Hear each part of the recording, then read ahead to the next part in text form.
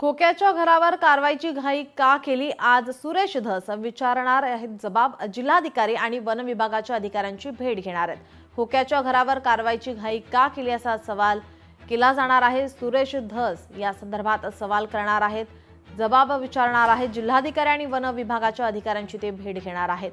खोक्याच्या घरावर कारवाई झाली आहे. खोक्या उर्फ सतीश भोसलेच्या शिरूर कासार गावात असलेल्या घरावर बुलडोझर फिरवण्यात आल्यानंतर वन विभागाच्या जागेवर हे अनधिकृत घर बांधण्यात आल्याचं समोर आलं होतं.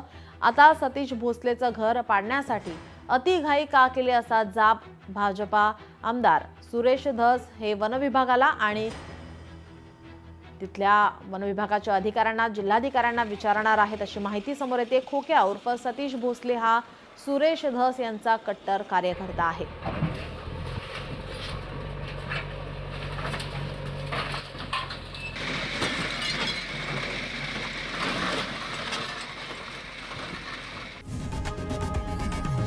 लोकशाही मराठी ऐका, पहा, जागरूक रहा.